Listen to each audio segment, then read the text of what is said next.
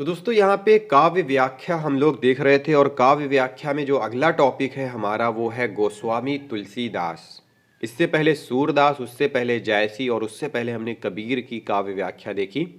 तो अब है गोस्वामी तुलसीदास। गोस्वामी तुलसीदास जी का जो समय काल है वो 1532 ईस्वी से लेकर के 1623 ईस्वी माना गया है और ये भक्ति काल के सगुण धारा के राम भक्ति कवि हैं। तो यहाँ पे तीन चीजें मिली।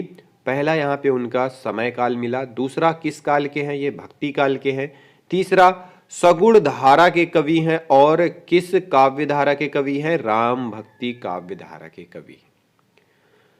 उनकी प्रमाणिक रचनाओं की संख्या 12 बताई गई है और उनके नाम कुछ इस प्रकार है: रामचरितमानस, विनय पत्रिका, कवितावली, गीतावली, दोहावली, पार्वती मंगल, जानकी मंगल, वैराग्य संदीपनी, बरवय रामायण, श्री कृष्ण गीतावली, रामलला नहछु, रामाज्ञा प्रश्न। तुलसीदास को ब्रजभाषा और अवधि पर समान अधिकार प्राप्त था। रामचरितमानस अवधि भाषा में लिखा गया महाकाव्य है, तो विनय पत्रिका ब्रज भाषा में लिखी गई मुक्तक रचना है।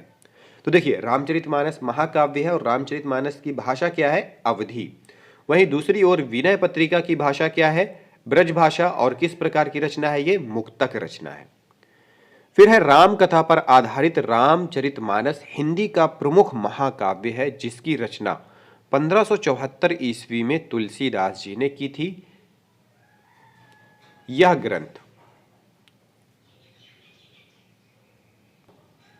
जो रामचरितमानस है, वो ग्रंथ 2 वर्ष 7 माह में लिखा गया था और इसकी रचना 3 स्थानों पर हुई थी। वो स्थान है अयोध्या, काशी और चित्रकूट। ठीक है। रामचरितमानस में 7 कांड हैं।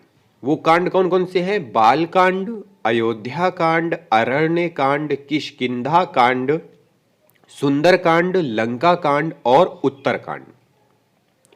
तो परीक्षाओं में ये कांड भी पूछ लेता है कि निम्नलिखित में से रामचरितमानस के कांड कौन से हैं, या फिर निम्नलिखित में से वो क्या होता है, सीरीज वाइज पूछ लेता है कि क्रम के अनुसार कौन कौन से कांड हैं। तो ऐसे ही है जैसे यहाँ पे दिया हुआ है: बाल कांड, उसके बाद अयोध्या कांड, फिर अरण्य कांड, फिर किष्किंधा कांड, फिर सुंदर कांड, फिर लंका कांड और अंत में उत्तर कांड।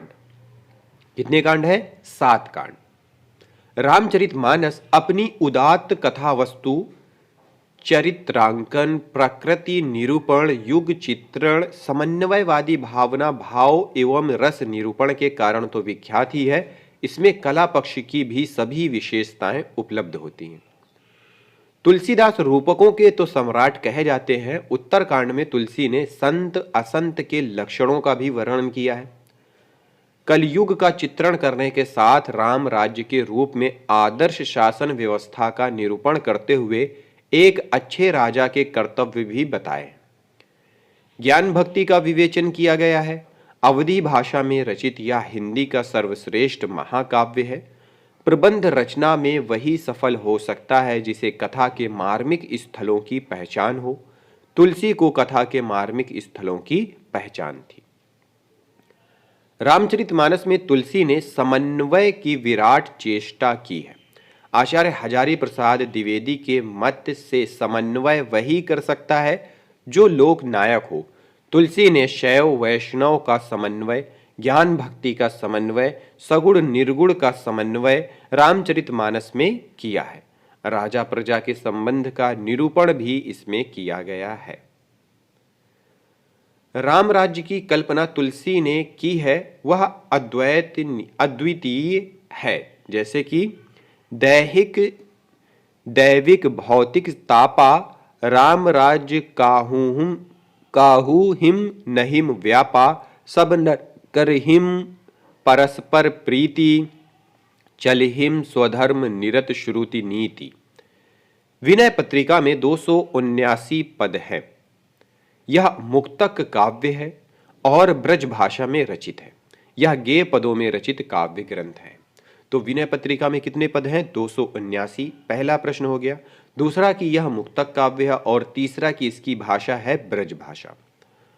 तुलसीदास के राम शक्ति शील सौंदर्य के भंडार हैं।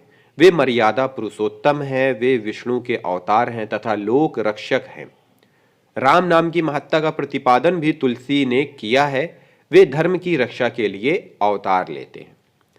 तुलसी ने राम के रूप में जिस आदर्श की कल्पना की है वह बेजोड़ है।